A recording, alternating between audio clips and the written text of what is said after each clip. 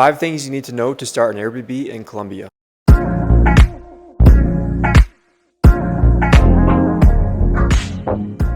Today we're going to go over some essential steps if you want to start an Airbnb or even any business for that matter in Colombia. These principles apply more or less to all businesses. So I've been here for about 4 years and I started my Airbnb business about 3.5-4 years ago-ish. The number one thing that you're going to need starting a business or Airbnb in Colombia is Spanish fluency. Obviously you're in a Spanish speaking country, and in Colombia not many people speak English.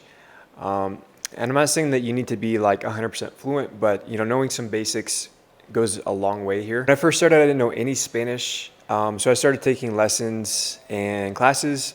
I still don't know like perfect Spanish, but I can get by and, I'm somewhat conversational. So, a little bit of Spanish goes a long way here. You just want to make sure that you can have a conversation.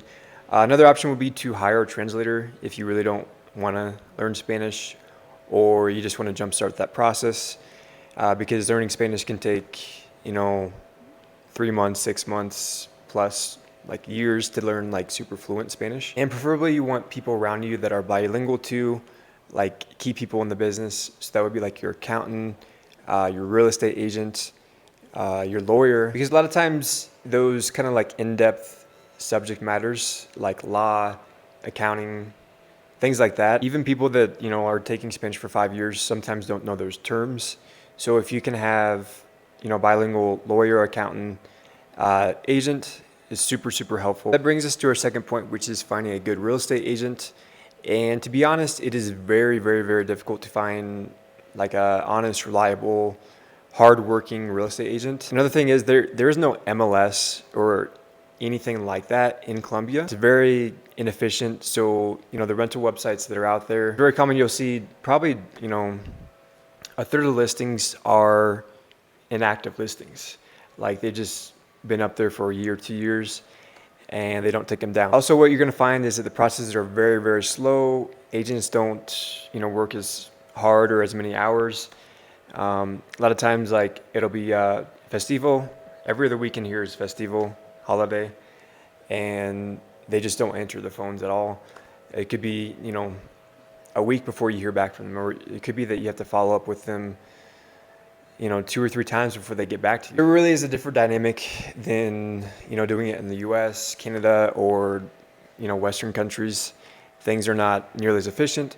So what I found and where I found most of my properties is just walking by foot. So what you'll find is a lot of owners also recognize that, real estate agents here are pretty horrible. You actually get do real estate, you don't even need a license here.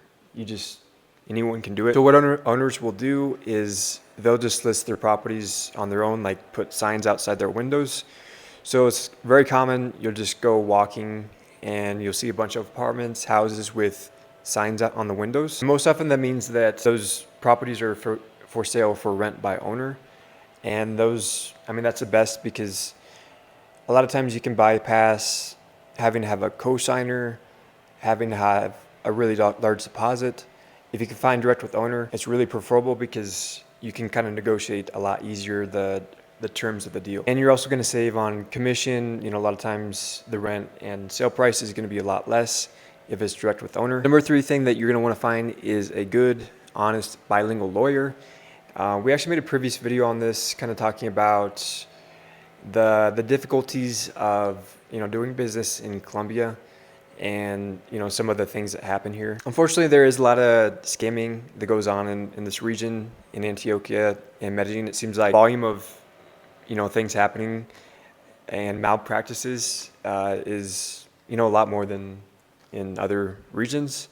I don't know why that is, but it just seems like, you just hear so many stories of gringos getting scammed, and not even that, like locals getting scammed too by other people. It just seems like it's really common and prevalent. So that's why you really want, this one is a huge point, that you really want to find like a good lawyer, and preferably bilingual, because that's going to save you a bunch of potential headache down the road. If something happens, it's just better to set everything up correctly from the very start. That way you can avoid these problems down the road. Also, another thing is that processes are normally pretty inefficient, slow here. So, if you can find someone that is, motivated and just works with a little bit more priority than, what most people do here, it's a huge help because sometimes these things, if you go with like, I've heard of foreigners, hiring a lawyer and it just takes months and months and months. Sometimes that can happen because they hire like big law firms. So I would recommend that you go for more like a boutique law firm or someone that's gonna be more focused on you and like so or lawyers that have more focus on their clients. So the processes can be faster because like doing business, you want to do things as quick as possible. Especially on Airbnb, you want to have everything set up, so you can like close deals faster, or you can close signing leases faster. It's better that you have all your processes and everything done as quick as possible. And also because you need to have the RNT, so you want to have that like pretty much the day after you sign on the property so you can list it right away. Otherwise, if it's sitting there for a week, 2 weeks, you're just losing money by not having that property listed. Yeah, it is important to mention that another requirement, this is more specifically for Airbnb, it's having an RNT application, which is a registry number that you get for every property that you have here in Colombia. That's a requirement that Airbnb asks to lease properties there, and that's something that you need to have when you want to list a property here in Colombia. So you need to do this registry, and for that you need certain requirements. So this registration that you need is especially like a requirement that the Colombian government implemented, so that like Airbnb owners started paying taxes and follow some requirements in the country. So you need to have some stuff beforehand, before you have your registration, including having a company in Colombia, or like being a person doing business in Colombia. And for that, for sure, you need a lawyer, because all the processes here are so specific and take certain amount of time.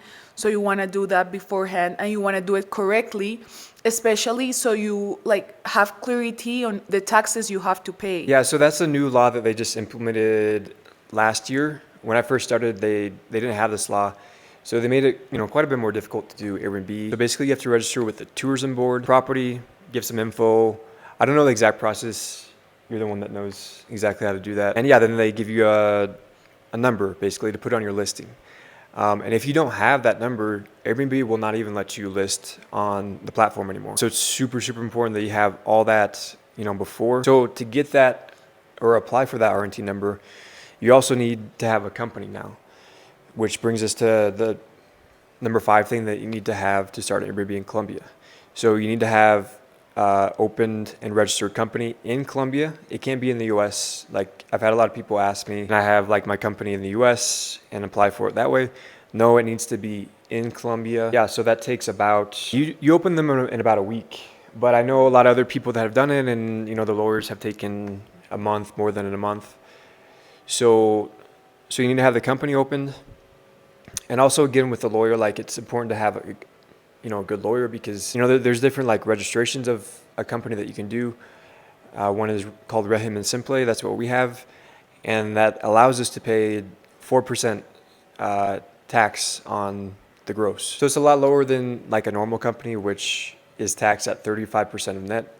So if you have a high cash flow business like Airbnb, I don't know, any other business that doesn't have a lot of expenses, setting it up with Régimen Simple, it's going to save you a lot of money in taxes. And also you need to make sure that you set up your company with the specific activity to do Airbnb or tourism. Otherwise, you're not going to get your RNT. So that's like a really important step, like setting up your company right for tax purposes, and also to get the registration, the RNT. And so if you're looking for a good bilingual lawyer, there's one sitting right here. If you want to do Airbnb or any sort of business in Colombia, you can schedule a free consult call with her. We'll have the link down in the description.